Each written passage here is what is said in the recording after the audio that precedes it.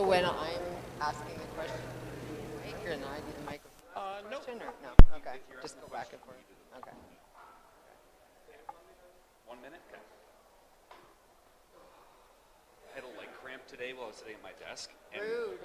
for like 10 minutes, I was like, I'm just praying I don't get a leg cramp right now. Apparently I'm not drinking enough water. Yeah. We are unmuted. Test, test, 1, 2.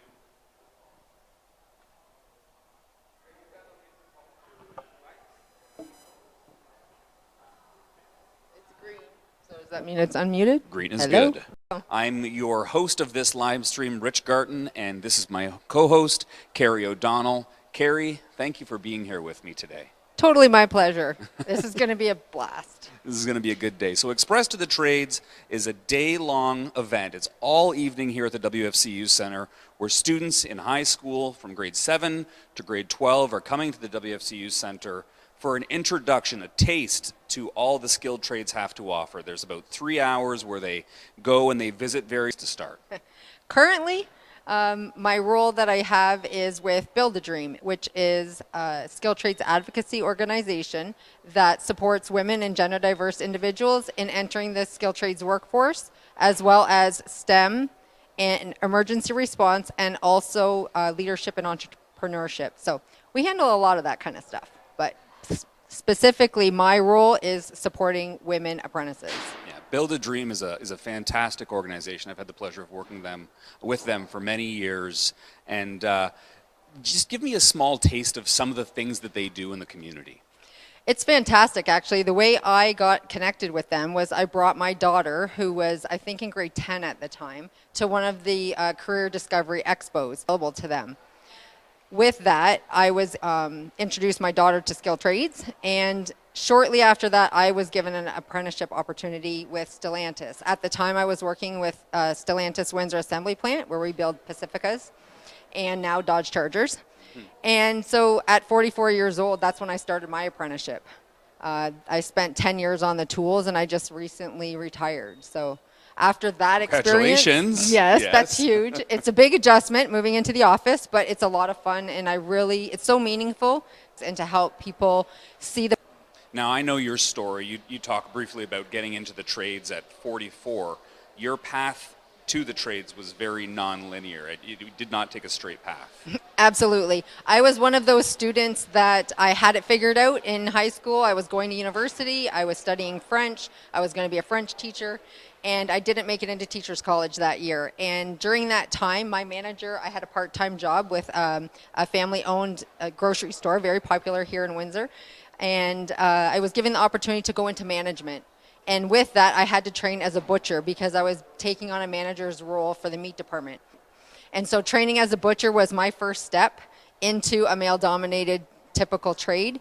I'm grateful for the work that Unifor did for us, contract and great benefits, and the Chrysler Corporation in all its entities has been wonderful to my family. But I was always interested in growing more, and opportunity came up for apprenticeship, and they were offering 60 spots, and 4 women were chosen out of those 60 spots, and I happened to be one of them. You were one of those women. So yeah, I became a Red Seal plumber while I was at Stellantis. And I get to have fun talking to people about how it's different in manufacturing as a plumber. We're not working with toilets and unclogging drains. We're working with robots and paint systems and piping systems.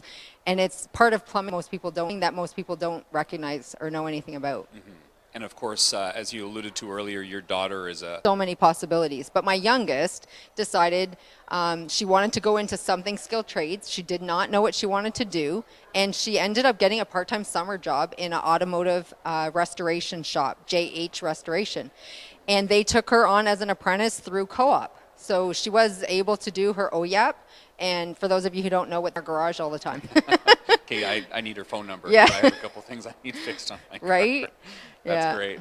And of course, you also have a role at St. Clair College. Yes, IDAP comes in. St. Clair College, I have a part-time role there, and my job there is to support high school students when they come to get their level 1 for their apprenticeship. So if a student is doing one of the trades that we offer, they have the opportunity to start their level 1 apprenticeship while they're still in grade 12. So they come to the college for 8 or 9 weeks, and I'm a support liaison between them and the school boards. So we have a great team that supports these young students that are choosing adulthood earlier than their peers. That's really cool. I was going to say, it must be quite different from when you were in high school, if you can imagine thinking back to that. Yeah, And go. because that's really where some of the convincing needs to happen. Yeah, and really today is about the idea of skilled trades, but also giving people a chance to talk to people who are in industry and gain insights about what it's like to work in the skilled trades, what type of opportunities are available to them. Absolutely. And to your, okay, so you work at St. Clair College. I work at St. Clair College. Yep. And we're going to bring somebody in right now by the name of Nick, who also works at St. Clair College. I just had to yell at him to get his attention. Come on over here. Yeah. Nick. I'm just going to stand up here because I want to be the same height as you. Yeah. I'll step into the middle. So to the folks at home. My name's Nick Hayes. I'm the apprenticeship manager at St. Clair College. So what does an apprenticeship manager at St. Clair College do? A lot. So Everything. I am in charge of all of the apprenticeship programs and every single trade that we offer, plus the pre-apprenticeship programs. I'm in charge of staffing, supporting the students, curriculum, working with the government, applying for the grants. So everything you would need to run a school, basically. So give us a taste of the way apprenticeship programs have grown over the years. Oh my, they're grown huge. So, I mean, when you look, I'm a licensed tool maker, back in, 1999, 98, when I got my license, it was just a tiny little shop at the school. There wasn't enough machinery for all the apprentices. We were fighting for space. Now you walk into our college and it is a full-blown modern tool shop with all the latest CNC technology. You look at our electric programs, we have all the PLC training, everything you'll see, in a modern factory when it comes to electronics. Our automotive shops are just unbelievable, the equipment we have. It's just across every trade. The growth is huge. The numbers are massive. The amount of students that are coming in as apprentices, pre-apprentices, OYAP students, that's a huge area of growth in the apprenticeship system, is the OYAP system and the high school's involvement in getting kids into the trades at a younger age. It's enormous. It's amazing. It's great. I love it. And I'm not only did I do my trade ticket, but I also went to university for engineering. So I've seen both sides of it. And, like Carrie said earlier, we're not here just to sway parents and kids to go into the trades. We're here to let them make a decision about what they want to do, but also know that there is the conventional path like I did, where I became a tradesperson first, and then my company put me through to become an engineer. So my education's been totally free. Yeah. I think that's a Ship training, help you find your way in. I mean, there's just so many paths now to get into the trades, where back in the day you would, graduate high school, you'd pound the pavement, find a job, get them to trust you. Maybe they'd sign you as an apprentice. Just so many ways to get into the trades, and get, your education paid for, Carrie, I'm sure you have a question for Nick. You guys work together regularly. Here, come on into the middle here, Nick. Do you have a question for? No, we're going to rearrange things here. Yeah. What are you seeing with students for preparation? When they're coming in, what's your best piece of advice that you could give a student who's coming into a level 1 apprenticeship? So honestly, the best preparation for students coming in is math, science. A lot of people think the trades are a second choice. They're not a second choice. There is a lot of math in the trades, every single one of the trades. Physics is great to have. The biggest thing of preparation-wise for students coming in is enthusiasm. Just, asking those questions, being energetic, just wanting to learn. Honest to God, the most preparation that's what you need. You need the drive to want to do it. If you're not here tonight and you're seeing this, take your kids to the open houses at the college, the open houses at the high schools, go to the construction academy, see the masonry, see take your kids out and let them experience different things, let them see what's out there, and honestly, do it young. Start doing this in grade 8, grade 9. Get them interested, because the quicker or the sooner you get them into the OYAP programs or co-ops or on that track to what they want to do, the better it's going to be for them later on. And the other big takeaway is we have the facilities, we have the know-how, we have the training to get people from A to B. Right. And in our apprenticeship programs, they're all licensed tradespeople teaching. Like I said before, our shops are just absolutely amazing. I've been at the college for 2 years, and it just keeps growing and growing. And the machinery we have is the machinery that we had out in industry where I worked. Yeah. So. Yeah, some of my old robots from Stellantis are there now. Yeah. Beautiful. So that's cool. All right, Nick, thank you very much. Thanks so much. See you soon. All right. We have our next guest in the musical wheel of guests coming up. Step into the middle here. Yeah. Right into the middle. A rose among thorns. So introduce yourself to us. So my name is David Stubbs. I'm the Executive Director of the Ontario Masonry Training Centre and our Ontario Masonry Contractors Association. Right on. Thanks for joining us, David. So tell us a little bit about what your organization does. So you heard I had two organizations there that are working. So one, we're the employers of ICI for masonry construction that we're taking a look at. So all of our contractors belong to our association. So we're the employers of the apprentices, which is very positive for us because we also run the training center. So when we're working with all of the students, we're making sure they're ready for our contractors. And so we can do both. Our contractors heavily fund the training and make sure that they're supporting the next generation of their employees that are going to be out there working. Very nice. Do you have a question for I've me? heard a lot of great things about the collaboration with the masonry program at St. Anne's Academy. Yes. And the students talk very highly of it. Given those apprentices coming out of there, how do you feel their preparedness is? So the apprentices that are coming out of St. Anne's in that program, that's part of our OEAP program, that they're over there in that side of things, as well as they do a grade 11 co-op, which is part of their 40 or their 80-hour program is their co-op. So after they're done a grade 11, they're able to go out and work for the summer and usually get some type of job experience with our contractors. And then those ones that are really serious will go back in and have the ability to do their OEAP while they're in their last year of high school. That's a fantastic opportunity because they get to try it on for size before they commit fully. Of the trade that they're getting into, and I think that's, They have to learn how to butter a brick. yeah. So they deal with buttering the brick. They deal with a lot of. So our contractors are in the ICI community. So that's all of our schools, our industrial, commercial, institutional. So we tend to the high-profile buildings, and I talk about our apprentices when they're doing that work. When they walk by, they get to see their exterior work, and it's what shapes the city for years to come. It's not hidden anywhere in the building. It's front and center a lot of the time, and it's something that they can be proud of, and they show their grandchildren and their great-grandchildren as they work their way through. So it's a really positive thing that they're doing inside the community, inside their career. It's so true. Even something as simple as this is a skilled trades thing in general. Working in the factory myself as a plumber, I know I put that copper line in, and every day I drive by that, it better be straight, right? So having your name on something and the pride that you take in the work that you did, that's fantastic. And the historic stuff and things that stay for generations, that's huge. And our trade has a large variation of what they can do. We obviously do a lot of historical restoration on our buildings. If you look at all the work that's being done on Parliament Hill up in Ottawa, all those historic buildings. Oh, yeah. So we're redoing and revitalizing those structures for the next 100 years that are already 150 to 200 years old. We have things as new, slows down. Other ones tend to pick up. So there tends to be a nice long list of jobs that they get to work on for their career. And that's important. Absolutely important.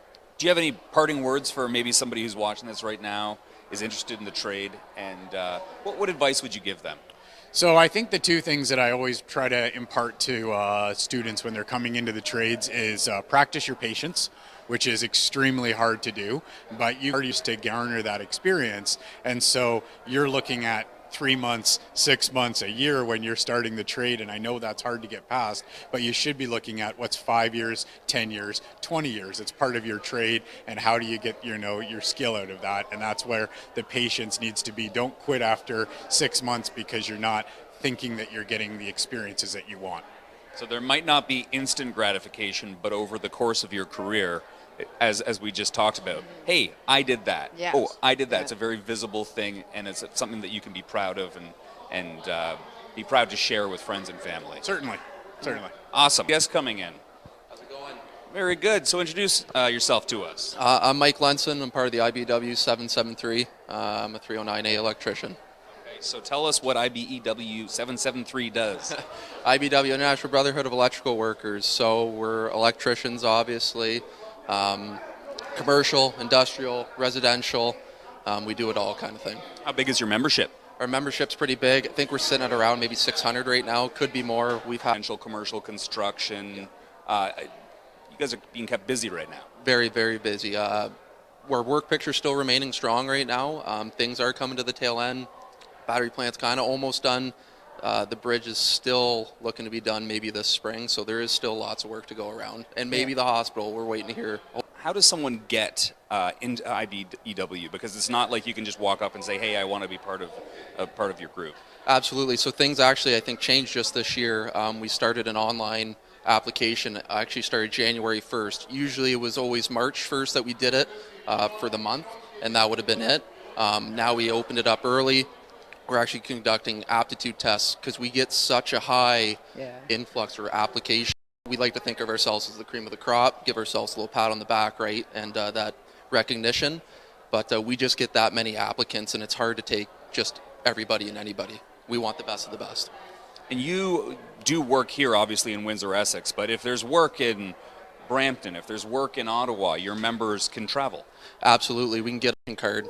Contractors from down here, our local ones. Actually, Sterling Ridge is currently in Oakville right now. We have a couple guys out of our local that are up there working. So that's always a possibility if you're willing to travel and work, make great money.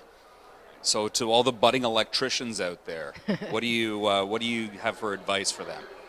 Best advice I could give you, honestly, it's pretty simple. Show up on time, do what's asked you, and have a will to work, and I promise you, recipe for success. You'll have a very, very good career. I have a practical question for you. So what can an apprentice do, or a hope to be apprentice, do to get them to themselves to stand out when they put their application in with IBEW? Absolutely. So we have a new avenue you could go down. We have co-op opportunity now, and we actually have a program set up through the high schools and the school board.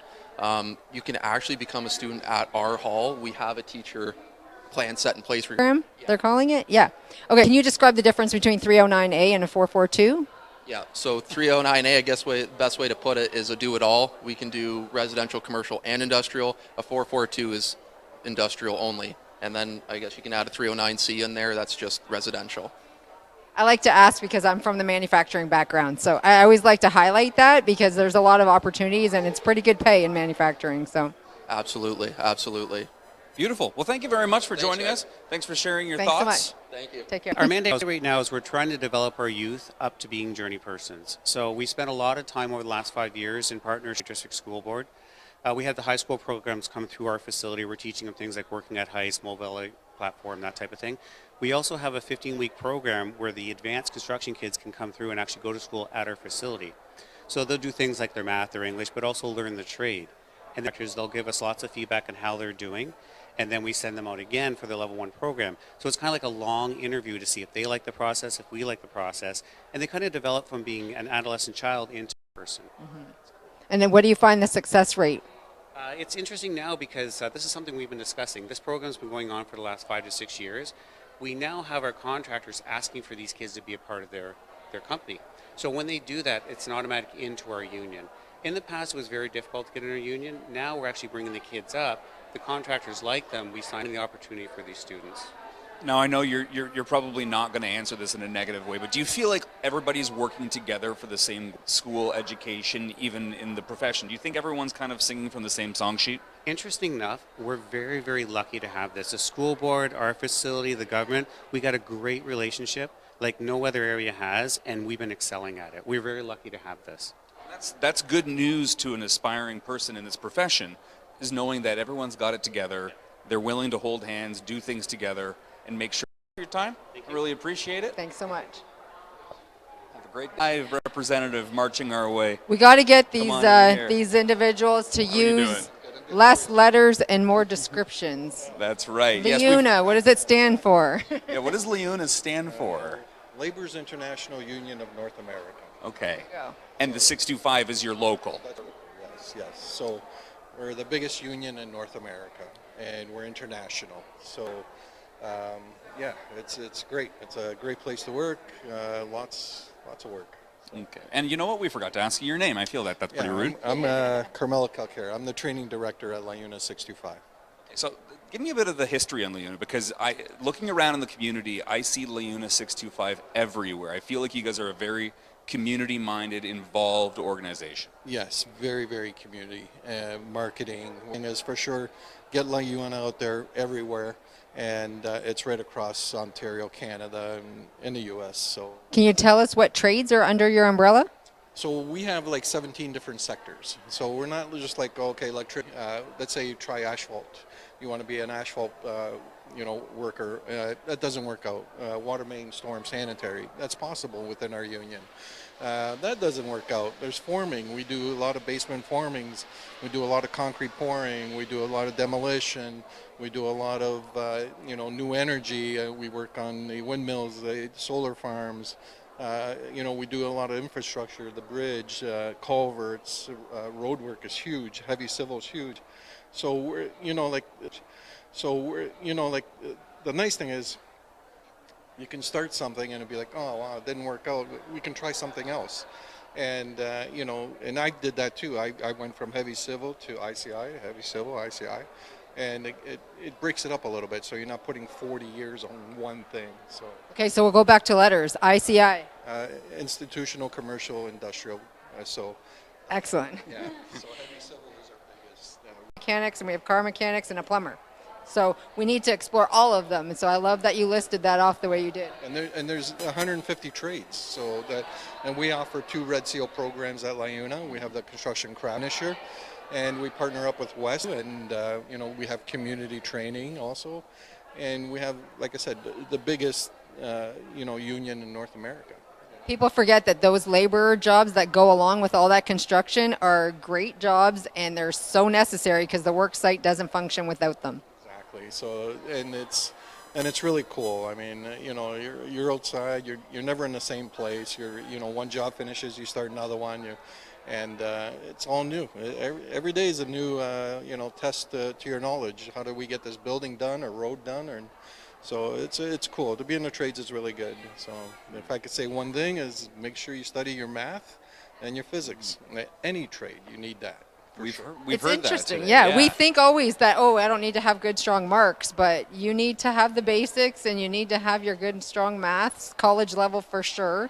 I don't think any of them require university level math, but at least your college level. Yeah, even college level is like, you know how to read a measuring tape, you know how you do volume, area, and you know your elevations. That's what you're looking for. So that's how you excel, because it's all related to the field. What knocks us all the time in plumbing is parallel offsets. Doing the back through and teach myself grade 10 math so that I could get. It's never late. We have one apprentice that's 52, and he just did it, and he's so thankful that he had that opportunity to do it. So it's never too late, and and if you start off young, even better. You'll have a better pension. So. Was this a career change for this person? Yes. Okay. Yeah, it was a big career change. So and he's enthusiastic, but we've had many of those. Yeah. I love those stories. Yeah. So it was really good, and Right direction for the operators union, and we'll see how she goes. And the apprenticeship programs are so important because it gives you a test of what you're going to be involved in for a long time. So without these apprenticeship programs, it's you're just going out there and either you fail or you make it. So at least it gives you a chance to be aware of the hazards. You're in a classroom. Okay, that set you up. With a good company so they can watch you, and it's really cool. So that's I great. wish it was around back then. The best part is all the skills are. They're somewhere off in the distance. So while we wait for this next an idea, because I see a little red dot on your name tag. Yep. I know that. I'm very proud of that red dot. That means that you are a Red Seal. Yeah. What does Red Seal mean? So the Red Seal designation on any skilled trade. So in Canada, in Ontario, we have 4 sectors of skilled trades. We have industrial, we have construction, we have service, and power motive. And within those trade categories, some of them are Red Seal. And Red Seal means that you've passed the testing and qualification to be eligible to work any skilled trades, right? That's your certification level. It's like your diploma. Nice. So here's a skill testing question then. Sure. You might know the answer. How many different, professions have a Red Seal certification? There are 23 Red Seal trades. Very cool. I believe it's either 23 red seal or 23 compulsory. Man, I'm glad I you're might here be because off. I don't know any of yes, this stuff. It's one or the other. 23 is, I think, it's compulsory. Okay. I'd have to Google how many red seals. Okay. But having that ticket to be red seal is super valuable for traveling. And the interesting thing is there's travel opportunities called FIFO, fly in, fly out. And those are like long distance things. So like people who are power line techs and they want to chase storms. Oh, yeah. When you have a red seal designation and you go to another country, you want to go to Australia and work in the mining, the general public safe. If you think about the trades that it is, right? The power motive trades like car mechanics, truck mechanics, plumbing, electrical. Who knew that plumbers' first and most important responsibility is to keep the public safe? Absolutely. So we don't poison ourselves. Absolutely. Wow. I'm learning so much today. Yeah. All right, I'm going to go rally our next guest over here. Oh, sounds good. I might have to leave you for a second. Are you okay on your own? I work solo. But I can still talk often. to you from a distance. The microphone There still you go. works. You're coming to get you. I'm coming to get you. We're just going to like wave you over. That's okay. I know. We'll talk to him next. He's a great guy. I was talking to him earlier. Oh. Awesome. Well, I want to know more, but first I want to know. I want you to introduce yourself and tell us who you're. So I'm Vicki Houston, Director of Is available in the skilled trades. So what do you do at the Greater Essex County District School Board? So I'll share a little bit of a personal experience first. I actually have my red seal as a cook. Yay! So That's- did a university degree. So combining of both of those, and then here I am Okay. 30 years later. I have a question for you. When you did that certification, were you able to use your red seal as your undergrad degree like they can now? No, I was not, but I did do it to other levels within education. So. It's so cool that that actually worked out that way because we were just talking about the red seal being like having your Bachelor of Arts. And the fact that you can now challenge for your bac ed, your Bachelor of Education, with a red seal certification so that you can go on to be a high school teacher. So from the board perspective, obviously I'm the epitome of a champion for skilled trades because I come from one. And I think oftentimes, a big challenge sometimes is families and, sharing with parents about. So when I was a principal in a high school, guidance would always send students and parents to me to say, well, talk to her, like look at her now, right? And so I think just even outside of the education piece of it, you'll always have that trade with you, regardless of wherever avenue you end up taking, whether you stay in the skilled trade or not, that will be with you for life. You'll always know how to change a tire. I'll always know how to cook food. So it's just those skills that you bring with you, and to make it an opportunity for our students in our high schools to be able to participate in it is just extraordinary.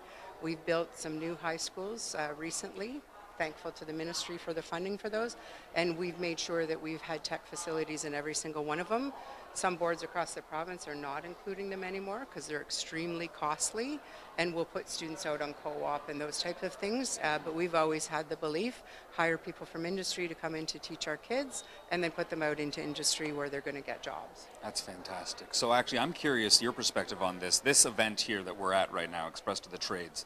It's, in my opinion, a great way to get kids exposed to the trades. I'm curious to hear from your side. Do you have to do a lot of convincing to get people to come out to this, or is it an easy sell? But that one little spark of, oh, I didn't realize. Yeah. And I think sometimes people consider, like they talk about construction. Well, what is construction? There's so many trades underneath of that. You may start out, right, as a carpenter, but then off you go into another trade. Tool and mold's another perfect example in manufacturing. There's so many multiple. So just to kind of inspire that student and the parent to say this is an option, you're getting credits towards your high school diploma. There's no loss towards that. You're still getting all of your English, math, and all of those transferable. No matter what job you go to, you have those with you. I remember when my first year teaching and we were converting recipes. And it was right around, metric and imperial and trying to convert with the students. And one student said, Miss, I hate math. And I thought, well, you're really good at it because you're doing this and you're managing to triple a recipe without even thinking about it. So it's instilling in them, you do have those math skills, you do have the writing skills, the reading skills. Reading a blueprint, what an incredible skill to have that you wouldn't normally, if you weren't exposed to the trades, gain that skill from a regular math classroom or a regular English classroom. They just need a theme to apply it to that inspires them. Right. And it's different, you know, because it's more hands-on. Most people learn hands-on, so it gives them the opportunity for that. And then they can go off and have a career in a trade that you can make exceptional money. You know, once you're picked up by one of the union groups, Yeah, there you go. Life is good. that's great. Bit wide open, and just go out there and learn and take everything you can from it. Skilled trades is an excellent, excellent career that you can take with you wherever you go. And the nice part about your Red Seal, you can travel anywhere. And I'm very much about what I'm feeling, not necessarily what my family's feeling or my guests are feeling. It's what I'm feeling. So to use fresh produce, local stuff is really important to me, and always try something new. But then it's whatever else in the fridge.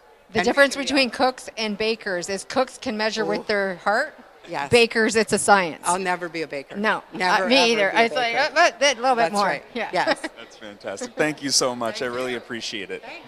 It was Take lovely care. to meet you. Nice to meet you too. All right, take it easy. All right.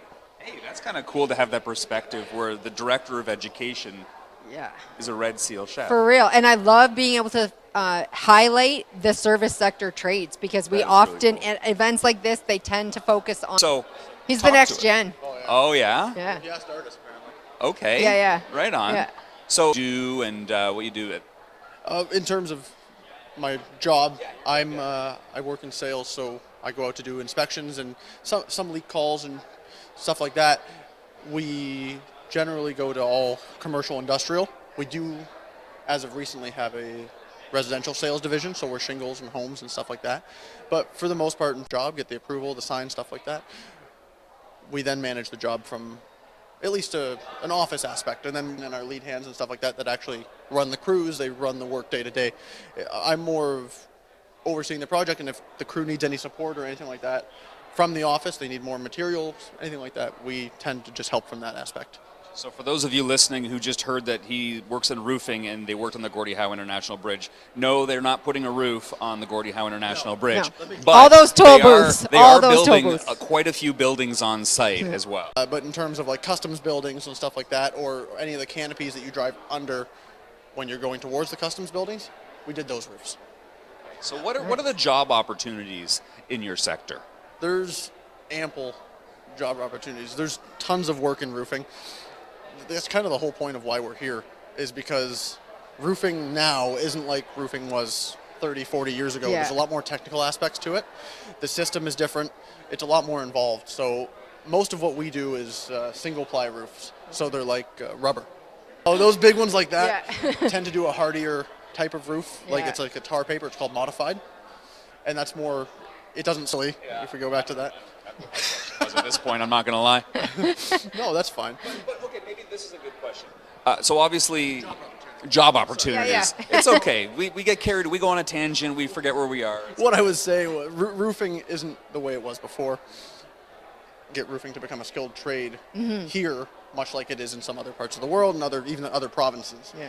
So eventually we'd like to do some work with someone like St. Clair College, who gets a program, and then they can start to certify roofers on a collegiate level.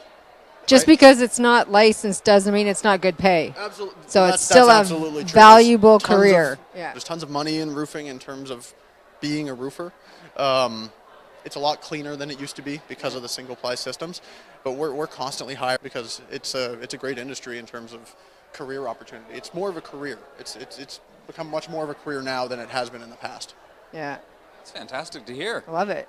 And you must love the big jobs, right? Like, okay, The flashy ones, the I got my flashy house roof done, maybe 10 years ago, and it was Asphalt? 5. It's the Shingle? shingles, Yeah. right? And it was not. Some are more difficult than others. Smaller jobs are typically quicker, which is there's less time for changing variables. So when you do a big long job that's multiple 100,000 square feet, things change. You go a year long or you go half a year, seasons change. It gets a little Somebody more difficult. decides they want to move a rainwater Yeah. leader. It's nice when you get a single job that takes you, Monday, Tuesday, and then you're done. You offload the roof by Tuesday, you move on to the next thing for Wednesday or Thursday. But all size jobs are great. They're different, right? So it's not that's actually what I like about roofing is it's not the same thing every day, you know. So She must love that. yeah, it was great for the first day. Eventually, they just go, uh-huh. It was great for the first day, and I think I'm tuned out now. But other than that, it's great. Well, that means you've done a lot of things around here. If you're able to point, if you're not able to go for a drive without pointing to a few things that you've worked on. I just keep Probably pointing right. at the factory every time. Yeah, every yeah. time I drive around the block at Chrysler, because you can't see what I did. Geographically, you look at where we are right now, we're the Yeah. WFCU Center. All the apartment buildings around this new build here, the Rosewater project, we did all those apartment building roofs. So cool to see. That's great. All right. I'm sure we could keep talking another half hour, but we got to part ways here. Thank you Yeah. very much. Good to meet you again. Shake hands with the roofer. Let Yeah. me tell you. Yeah. Okay. That was a good handshake. You got to learn that, Yeah. man. It's just like you're going for it, and you Going just for got to it? yeah, All right. for sure. All right. We got another Yeah. guest coming in. Hello. Hi, Rich. Hi, Stephanie. Nice to meet you in person finally. And we've communicated on a few occasions. That's awesome. All right, Stephanie. And sorry, I missed where you said that you're with. I'm with assist them in obtaining their employment goals is the best way to put it. We offer everything from settlement services to employment counseling, but what's near and dear to my heart is which is the Women in Skilled Trades Department.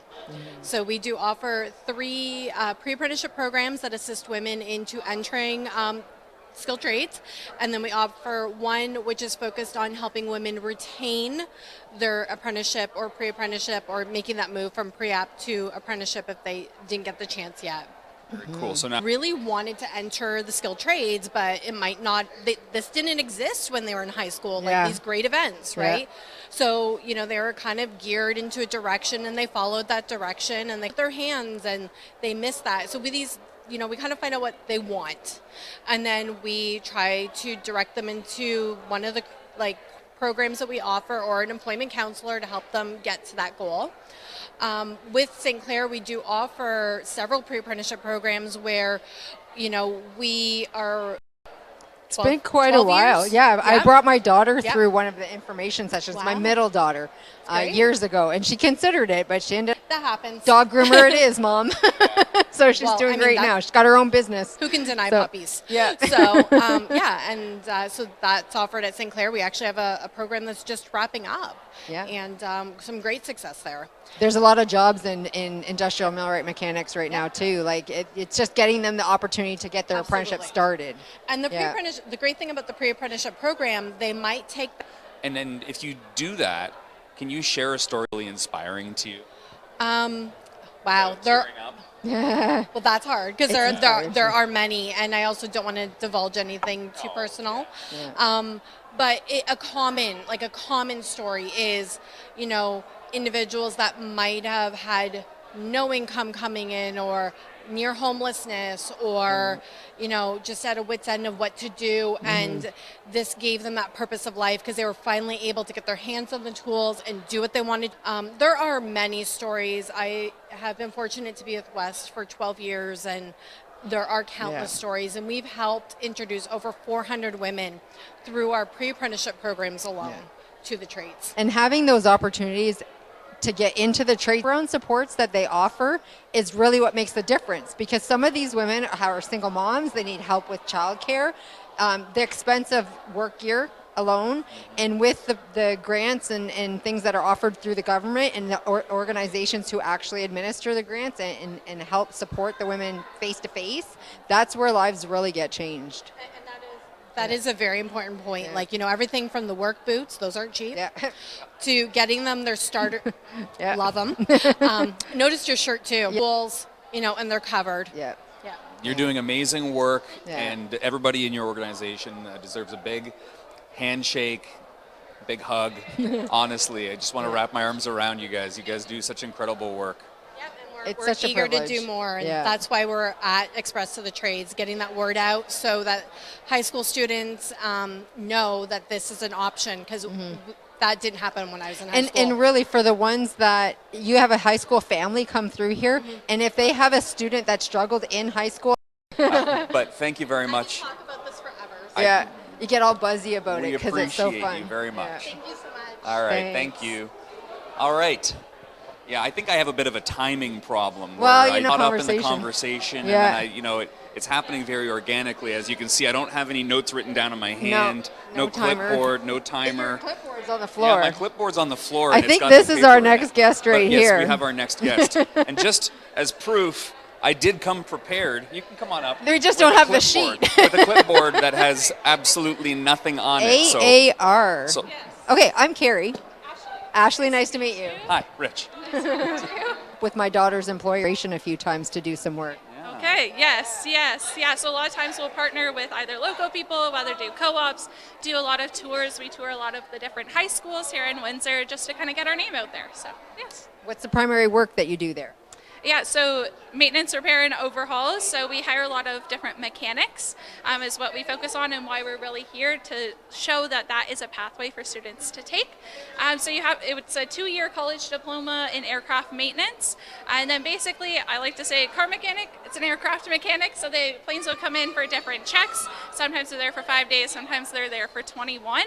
Either oil changes, tire changes, sometimes take the whole aircraft apart and put it back together. Just depends on where the check is. We should move the Lancaster bomber over to your hangar and see if we They can get have that done some really cool Yeah. work. I've heard some stories from behind the scenes. So it's a cool, and to get kids and families to know that that's here right in Windsor, it's phenomenal. Yes. Yeah, so that's really what we're focused on here is making sure that students know that mechanic is a pathway that they can take. Even if they don't want to do maintenance, we have our avionics licenses and then we have our structures licenses as well. But we also have local opportunities here in Windsor that don't require a license. So we have what we call our interior technicians that we focus a lot on local talent.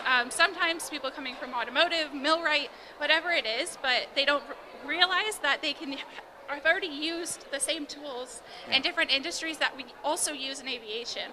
But it's really intimidating for people here in Windsor to go to the aircrafts and be like, I don't know how to do, like I've never touched an aircraft before. Okay, I'm a super curious person. So who is the person that does all the gauge calibration in the planes? Because that has to be part of your, like, making sure all the gauges are measuring what they're supposed to.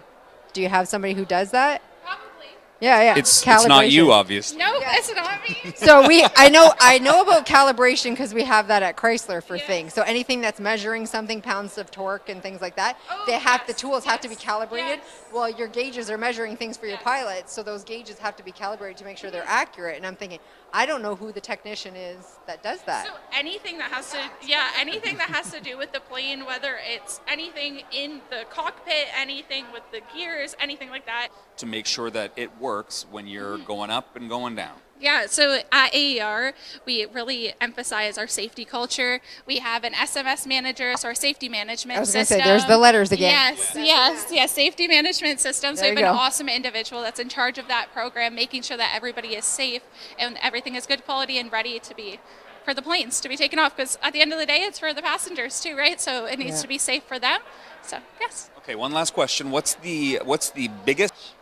Wrong person to ask. Oh, wrong person. Wrong person to ask us. We do have a lot of 737s. One project that we worked on that was really cool. Not in my time, I've been there for a little over a year now, but we had like a Disney plane that came through. So it was all decorated in like Mickey and had like all of the stars. That's awesome. And everybody loved it. We have all different projects and all different customers at our hangars. So different projects all the time, but I don't know the biggest one. I want to say our 737s, but probably bigger. Right on, Yeah. beautiful. And There is a mechanic in all things. He started as a 310S and heavy duty and all of that agriculture. His biggest career opportunity that was the most meaningful for him was to work in Kandahar on the air base as a technician, supporting the Canadian and American military. That's the can sometimes provide. So knowing that your work is so meaningful is huge. awesome. Yeah. Well, thanks very much Thank for your techs joining for us us, today. for Sorry for all keeping the us skill safe. testing questions. I swear it's not my job to stump people at all. Well, I get curious and I I'm just have to nosy. know. Nosy by nature, right? Okay, hey, we have our next person. She's ready. Fantastic. She's looking for us. We can't tell where you're Hello, from by your Rich. outfit. Sylvia, nice to meet you. I'm Okay, Carrie. Sylvia, do you come with a last name? Sylvia Pomoni. I'm an Pomoni. HR generalist at Enwin Utilities. Enwin, all Hey, right. Our friends at Enwin. Yeah. So you guys keep the lights on. You guys keep the water running. So tell us a little bit about, I just kind of spilled the beans on what Enwin does. Yeah. But obviously it's more than A that. lot of different career opportunities within Enwin. How many people work at Enwin? I mean, that's a lot of stuff, right? It's not like one person at each job. We have just over about 330 employees. Off by saying that you're part of HR. So I'm going to ask you a very practical question because I'm coaching apprentices all the time as my role at St. Clair College. So in this modern day and age with AI and resumes and all of that garbage, how do people make themselves stand out when they're applying for a role in a skilled trades position at Enwin? So I would say even starting out attending career fairs like this is a great opportunity, not only to learn about the different roles, but also to make those connections. So today we have a couple of our power line technicians on representing Enwin at our booth. They have a couple hands-on activities that they can display, and we find it very engaging for some students. And so they make those early connections, and it's an opportunity to not only engage with us from a skilled trades perspective, but also from HR. So we have opportunities for our students, co-op opportunities, and different roles within the business. To stand out, I would say really putting yourself out there with explanation towards your past experiences, what you're learning to gain, and what you're willing to invest in terms of independent learning and knowledge, and kind of put yourself out there. So you're looking for upskilling on their resume and extra added training that sets them apart from other candidates potentially. So for example, with our Powerline technician, see all the different activities that the Powerline students participate in. It's a bit of a... So do you go there to like get a first peek at the graduates? I mean, we do have an opportunity. It's like a field trip, and we get to see everyone showcasing their skills and their trades. But of course, everyone's welcome to apply, and we're looking forward to seeing those applications come through. And we're excited to see what the future holds for everyone.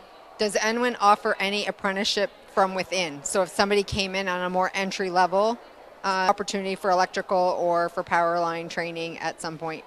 So we do have a variety of different apprentice opportunities. So within the water division, we have water distribution operators. That's also an 8,000-hour apprenticeship.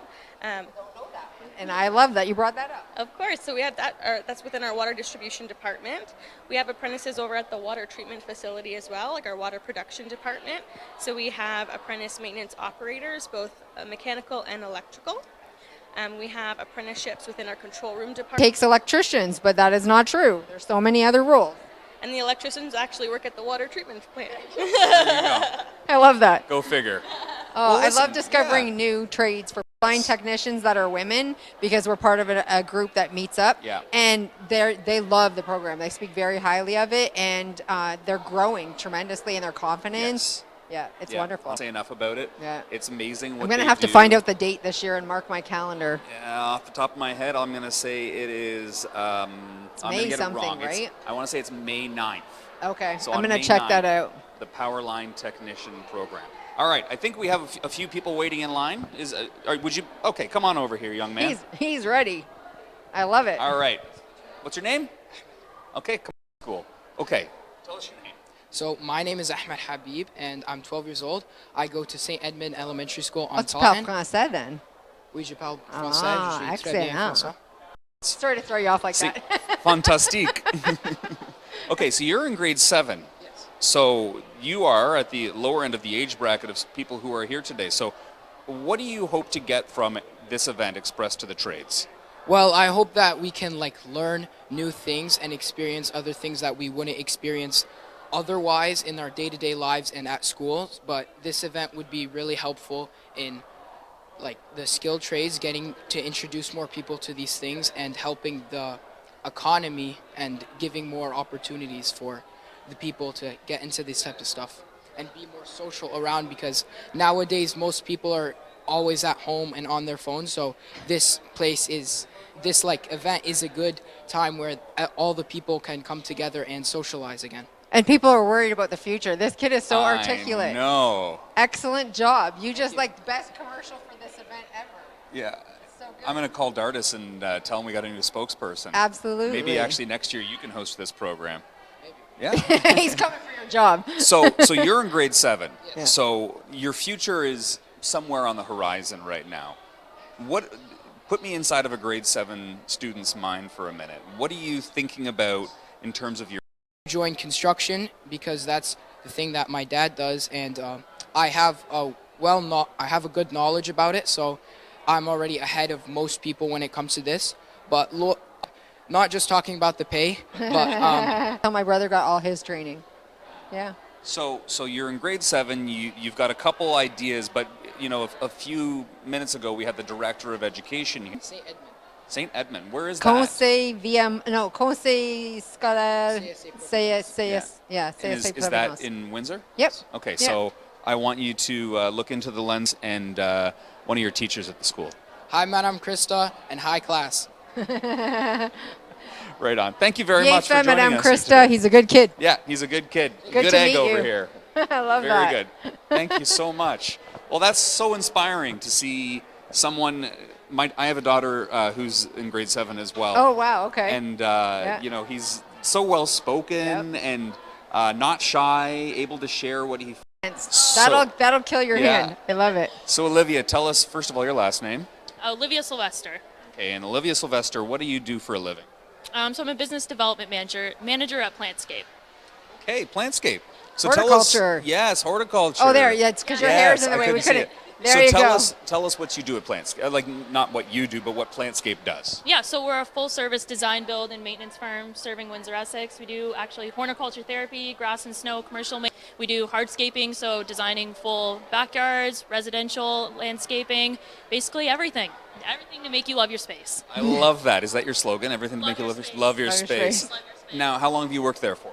I'm a newbie. I've only been here for about 6 months. I started as a project manager. Do you guys do like pools at all?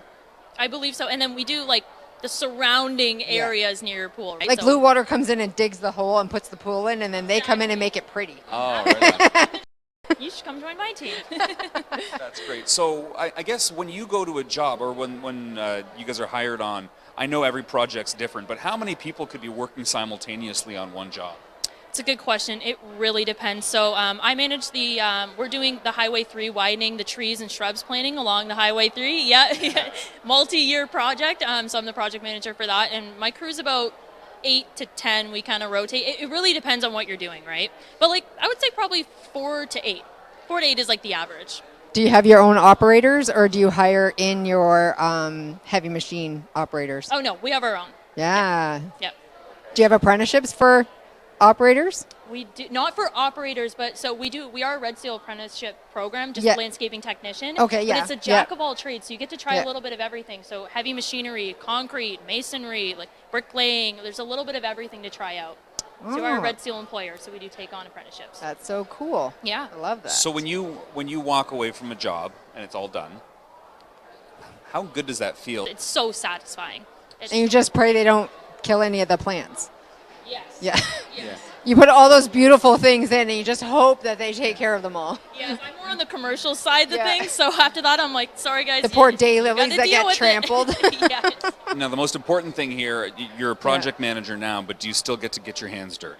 Of course, and I asked my actually funny story when I started doing I was doing a mandate, which is like a corporate level consulting co-op. I was doing it in my when I was doing my graduate degree in Master's of Business, and I told Leanna, the CEO of Plantscape, I said, if I stay on with you guys, you have to let me drive the skid steer. And Yes. she was like, yes. Get the So girl I got behind to the drive the equipment. skid steer. Yeah. And now I'm here.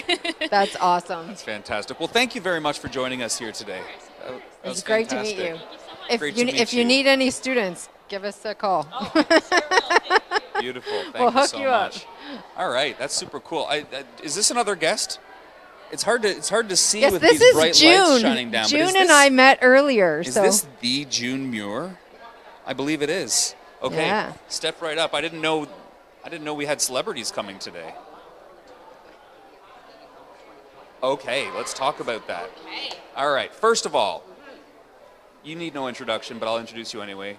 June Muir, you have been involved in the community on a very grassroots level for a long time. Tell us what you do and why you do it. Okay, so I'm the CEO of the UHC Hub of Opportunities. I'm the president of the Windsor Essex Food Bank Association, and we have 26 programs and services all under one roof. And so if someone's looking for a job, they come and see us. If they're looking for an apprenticeship opportunity, they can meet with a caseworker. But what is really near and dear to my heart is feeding people, because once you offer food and you give people food, you give them opportunity. When those bellies are full, they're able to think, they're able to make that next step to employment, to an apprenticeship opportunity. So I'm really excited because on the 24th of February, the Coliseum, Caesars, Windsor, is going to have Windsor Express, and they're going to be there. There's going to be this great game that nobody wants to miss. So you're going to watch a game, give back to your community, and some of those proceeds are going to come to us, and we're going to share it with the 15 food banks in Windsor and Essex County. So, yeah, that is nice. I've been firsthand able to witness a lot of the great work that you do in the community, but also what the community does for you. Whether it's the Saints concert or the Windsor Express or all the other various partnerships, do you just have a lot of friends who like to work with you? A well-connected lady. It feels like people will do what they can to be part of what you do.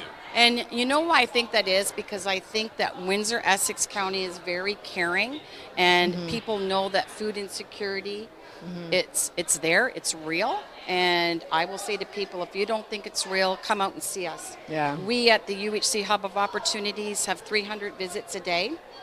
We're at different locations, and we went from having packages ready once a week for our clients to twice a month, because we just can't keep up with the demand. So food is expensive, and it's a real need, and people don't wait in line for food unless they need it. Yeah, for sure. So, and a lot of myths and misconceptions about who utilizes a food bank today. It's working people, it's your neighbors, it could be somebody you're working with. So people really need to understand that food inflation has hit many, many families, and that's why it's important you come out to this game by doing that. Where do folks get tickets from? They get their tickets online. Online? Yes, online. right. You go to that website and purchase your tickets, and Beautiful. like I said, you're giving back at the same time. And how often do you get to watch a basketball game at Caesars Windsor? That's pretty cool. It is pretty cool. I hope you're going to be there. Oh, I'll be there. And hope so. and the folks who are here today also get to watch a basketball game. Yes, they do. So from 4 to 7, they're looking out all that there is in the world of skilled trades in Windsor, Essex, and they get to watch a game tonight here too. So it sounds to me like the Windsor Express are a pretty good partner of yours then. Oh my God, Dardis is an exceptional partner. He does what he can for the community, and he loves to give back. And I think knowing what he's doing on February 24th and working, and having a game at the Coliseum is amazing. So yes, a big shout out to everybody, what everybody does in our community. Yeah, it's such a great community to be a part of, to see the things that collaborations are happening, and it's great that St. Clair College is a part of it, and Absolutely, St. Clair College is a part of it, a Excellent. big part of it. Yes, and so it's everyone that comes together that allows us to help people. And like I said, it's working people, it's seniors, people on fixed incomes. The people that access a food bank wouldn't do it unless they truly needed it. So I like to think that we all live in a community where we all lean on each other when we need to, and that there's always someone there to support us in our time of. yeah, and you guys do that, and so does Dardis, absolutely. Yeah. We keep hearing about this Dardis Willis fellow, he's like and I feel like the snappy dresser. He's the got most his snappy suit on dresser now. in the WFCU Center at the very least. For sure. Okay, so that's my tease for Dardis Willis. He'll be coming. I'm not sure if he's next or if he's coming up. He's coming up. Yeah. Yes, he's Okay, next. He's coming June. up. Thank you so All right. much. Thank you. It's a pleasure to Thank see you you. again. Thank you It's so so much. lovely to meet you today. Yes. Okay, and All here's- right. And here's the Dardis. Well, you've set the stage. Ah, Now here's Dardis. Love that. Dardis. I wish I knew your middle name. Dardis Exalis Willis. Exalis. I love that. So distinguished. and- Thank you so much for this opportunity. The sharpest dressed man. Yeah. And I said at least in the WFCU Center, but probably all of Windsor, Essex. Well, I get my suits a little bit cheaper than everybody else because I'm small. And so the tailor doesn't charge me as much. Half So price. half price. So I'm happy. So, I mean, this has got to be a great feeling. You see the concourse here is full. There's students here, grades 7 to 12, learning all about the trades, sticking around for some basketball. What a great event. What a great concept and idea for an event. Well, I can tell you this, Rich. You go back to the 2011-12 season, and we've been trying really hard to make sure we connect and tie to the community. And this particular event is one of the marquee events that ties us directly to not just the community, but what's important to the community. Yes, so true. Our area is known, right, for automotive. And automotive while a dynamic industry, it has some of the most and deepest trades tied into it. And so both like Detroit and Windsor being automotive backgrounds, what do we have? Trades, automotive, great jobs, and we have to figure out a way to make them first for our kids. I know you mentioned earlier, let's make sure we introduce our kids to the trades so we can keep as many of those jobs in our way of life, which is very tight community, right? Windsor's different than Detroit. We have a special connection community-wise. We like that. Two degrees of separation, right? Just two. Income, then the amount of money that they spend on entertainment goes up. So it's a no-brainer. Wait, how can I help make sure that the incomes in this area are higher? Trades, while I have 3 degrees, you have degrees, you have degrees, degrees are not meant for everybody. Right. Some people have great physical dexterity and awesome with their hand and mind at the same time. And if we can tap into that, which are the trades, then guess what? Those high income jobs, absolutely, right here, they pay well. Yep. I worked at a plant, right? 2,500 people, right? I was the chief boss there, right? Yep. But the guys that made the best money and the most money were the trades. Right? I made 1.5 times what my supervisor did on the tools because we get overtime. They don't. They're on salary, right? There's guys in my plant that made triple what my supervisor made, and it's unfortunate, but it's fortunate. It's a myth. It's awesome. And just think, if we can do that for our kids here, give them an introduction to a trade, we just change their life. Because a lot of times we don't address those things that interest them. Sometimes, and for me, working with my hands was important, right? I like the resilience that trades builds in you too. Yes, it does. And so to help kids develop that personal strength from within and confidence, it's huge, and it's so fun to see. Yeah, you know when what? It starts. You're 100% right. Watching these kids walk around here, we play in the sand, and that's what we see, and that's awesome. And I'm happy. 5th annual, Rich. I can tell you this. This is something that must not stop us introducing our kids to jobs that pay, right? And giving them an opportunity to do something. 100%. I love that. And so we're here for trades, and we're here for basketball. And while you were talking, Dardis, I couldn't help but be distracted by this big shiny rock on your finger here. So now hold on. I know you can't zoom in the camera, but I want to get a look at this. So this is a Windsor Express. Okay. Back to back. Back to back. I was here. Okay. You didn't have gray hair back then. You were still coming. He wants to understand what level of basketball this was, right? And that interest is what makes the Windsor Express special. Is when community members take part in what's happening, understand part of it. So it's special. So the end of that story, Dardis, is that I didn't make the team. I think that's no secret. But Otherwise, he's on I'd the have St. Clair team, otherwise so I'd we're have a good. really cool ring, just like you, maybe. But I did get to take part in that first game. What did I do that day? I think you rode the bench for the first half. Second half, they called you in, and he scored 50. I'm telling you, blast, right? And so I can tell you unequivocally, he's a character. One of the best things and funnest things I've ever done was dressed up at the. And listen, I was here in Windsor. Nobody knew I was in the mascot. I got in the mascot. I ran around. I was hugging people. And somebody asked me, said, "You sure smell like the mascot." And I'm going, that was me. They couldn't believe it, but it was fun. There's an identifiable scent to being inside of a mascot costume. So I didn't know which one of the two they were talking about. Because it's very sweaty in there. Well, and hopefully she was talking about this cologne and not the other cologne. Yes. So unfortunately, having experience in the costume, I'd say it's probably the other cologne. I'll take that. I did bathe right after. So Windsor Express, this is a lot of fun. You're bringing a lot of people out here to take in your product, on the court product. Let's pump up the team a little bit. Tell me about the team. What's great about this year? Well, I'm really excited. It's like a project that a kid works on. You start off kind of slow, and you begin to see a shape. And the same thing happened with the team, what he loves. So I think that we will do very in the second half of the season, which is right now. We're on a 2-game winning streak. We should win tonight. If not, I'll call one of you guys in. I'm going to need you to coach this time, and I'm going to need you to play.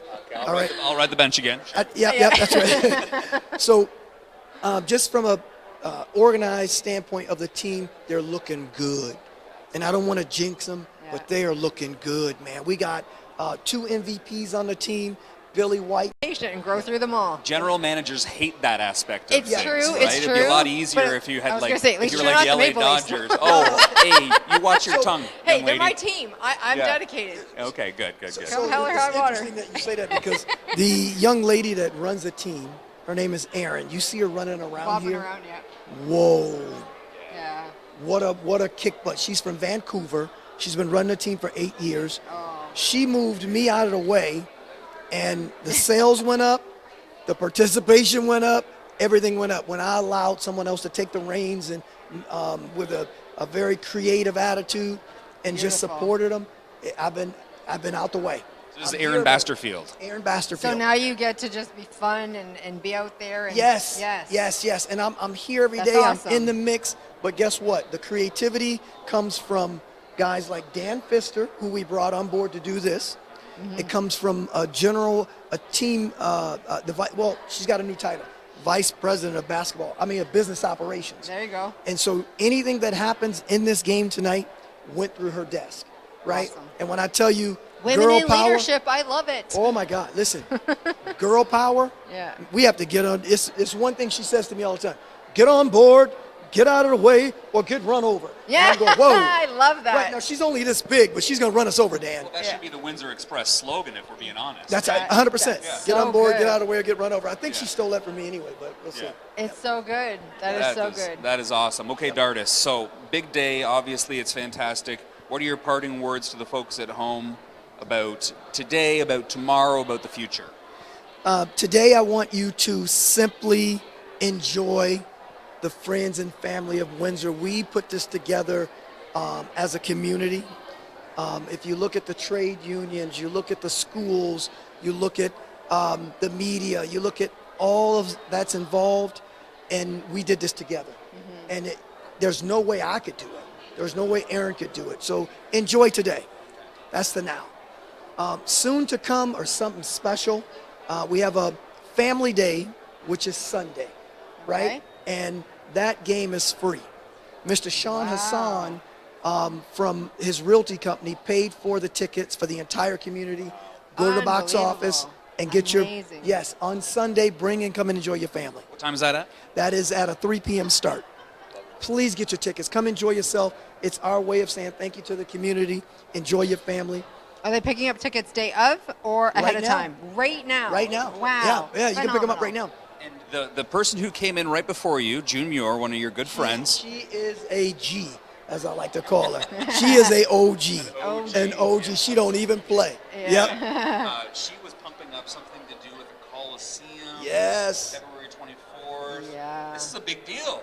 Well, let me tell you, this is our 5th annual Clash at the Coliseum. It's a special event because it allows us to play in our core, right? The Windsor core downtown has been something special and always Yes, something for special. sure. And we like to try to revitalize that, participate and do something. So why not bring the pro For team sure, yeah. downtown, right? Let it come play downtown in Caesars. It's the only place in the world that a pro team has ever played in a casino. So I was gonna say, do you get the Carpenters Union to come in and put a floor down and Well, everything? they don't put it down, but yes, we take this floor and we move it down. Yeah, it's But the crazy how they can do that. It's interesting you mentioned the Carpenters Yeah. Union because they took a big hand in what we do with the court and all. They rebuilt the locker room. So Yeah. again, community tying in You the need community. crew for Yep. that. So Yeah. don't miss it. You know, 24th, February 24th, Clash at the Coliseum, the only place in the world in Little Old Windsor where a pro team has So played a cool. sanctioned game in a casino. In a casino. Oh wait, It's is ours. it 19 and over, or is it open No, to no, everybody? it's open to everybody. Okay, because I know some Yeah. events you can, and some events you Open can't. to everybody. Isn't that something? Awesome, that's 'Cause it's in the phenomenal. All Coliseum. ages. Yeah. And maybe even the best part of it all is the June Muir angle, is that you're doing something not only for the downtown community by bringing basketball downtown, Yeah. but you're doing something for you for the reminding wider community. Well, you know what? When June and I connected, I thought that I was someone that did a lot for the community. Until you meet the Until I powerhouse. met June, the powerhouse, the OGG. Listen, if you need something, the UHC is the place to go get it. If you need some food, if you need some employment help, any of those things, resources, they have been a powerhouse in the community to help out, and it's unbelievable.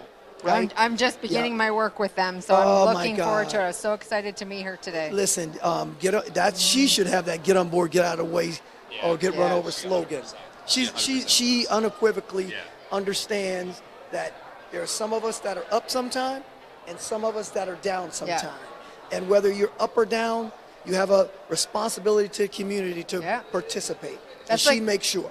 It's like an apprenticeship, right? When you're apprenticed by a journey person, when you become a journey person, you have a responsibility to give back. 100%. And anybody who's successful in life, you have a responsibility. That's Give right. back. I love Listen, that.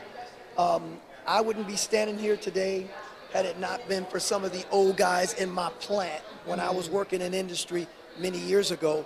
They would, take you by the wing, talk to you, show you the right way to work, show you to do things, and you paid attention and you learned something. Mentorship matters. It was in plant community, right? The same thing, no different. A community that worked together. So Those are some good words to finish on, I think. We are at our time for the day, but I want to thank you, Mr. Dardis. I've forgotten your middle name already. Exaulus. Exaulus Willis. Dartus Exaulus. I Dardis love that. Willis. It almost Very sounds distinguished. Greek. Yeah, Yeah, it does. Oh, please, you guys There's don't gotta have be me- some I'm not Latin be in walking there. around just floating